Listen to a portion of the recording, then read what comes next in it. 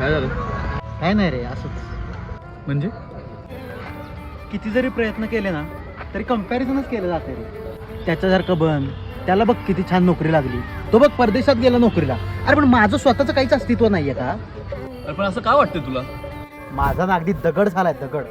म्हणजे दगडाचं कसं असतं बघ, त्यालाही वाटतं आपण थोडे प्रयत्न करावे, थोडे घाव सोसावेत, आपलंही स्वतःचं काहीतरी अस्तित्व असावं. अरे पण सगळ्या दगडांना देव नाही ना होता येत. अरे पण यात चुकीचं काय आहे? काय चुकीचं आहे म्हणजे?